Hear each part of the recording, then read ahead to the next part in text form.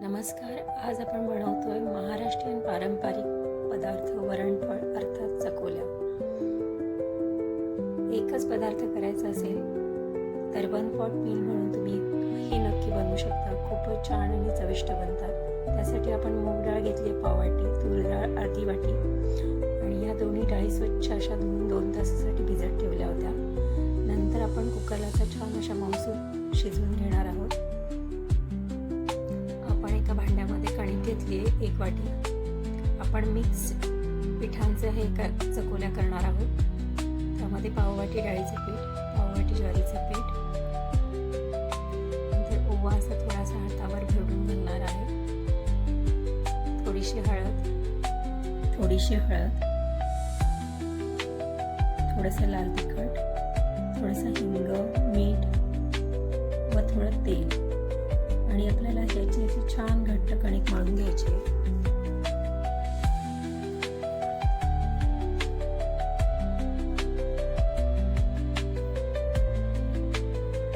आणि मळतानाच थोडीशी आपण चिरलेली कोथिंबीर पण त्याच्यामध्ये घालणार आहोत.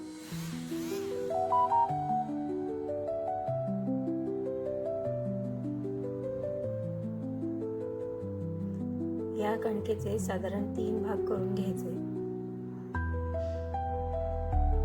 आणि आपल्याला याची पोळी लाटायची. ना खूप जाड ना खूप पातळ, मीडियम अशी पोळी लाटायची आपल्याला.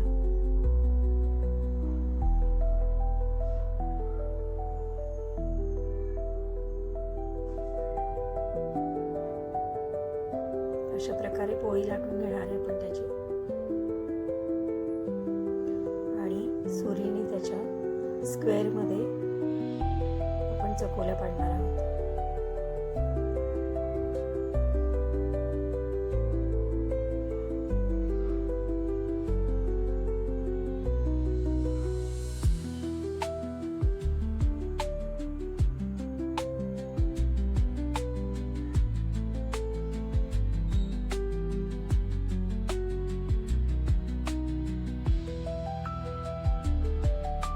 एका प्लेटमध्ये आपण हे काढून घेतोय आणि अशाच प्रकारे आपण सगळ्या पिठाच्या आपण चकोल्या बनवणार आहोत.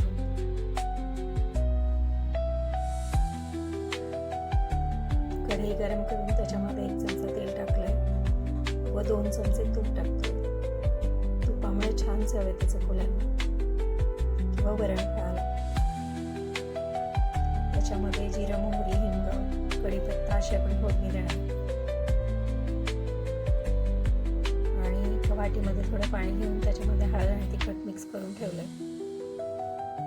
नेहमीसारखंच करपू नये म्हणून मी हे करते. थोडीशी मिरचीची पेस्ट पण टाकली.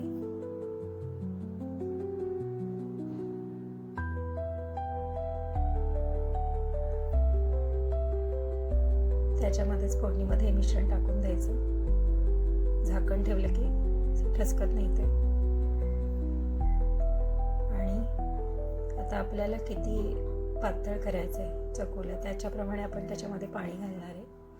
पण थोडं जास्तच पाणी घालायचं कारण पिठाचं नंतर ते थोडंसं घट्टसरपणा येतो त्याला पिठामुळे. आणि हे जे वरण आपण शिजवून हटवून घेतलं आहे ते पण टाकायचं त्याच्यामध्ये. आता आपण चकोल्या टाकतोय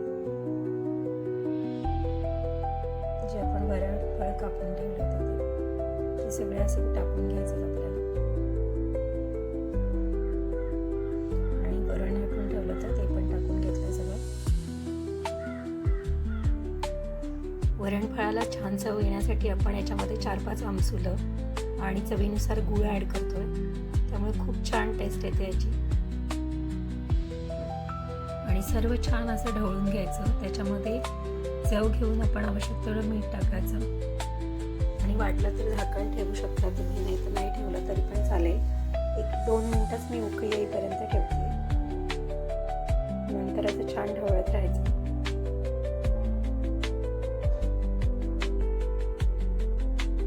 मस्त उकळी आली आहे. वरणफळ शिजायला लागली की ती वरती तरंगायला लागतात अशी. आता तुम्हाला किती दाटसर किती पातळ हवं आहे त्याच्याप्रमाणे तुम्ही त्याची कन्सिस्टन्सी ठेवू शकता. कारण ते गार झाल्यावर खूप घट्ट होतं. पण ते वरणफळ पण शिजलं पाहिजे म्हणून मी छान उकळी काढून घेते त्याला अजून. छान शिजली आहेत वरणफळं. आपण आता प्लेटमध्ये काढून घेऊ.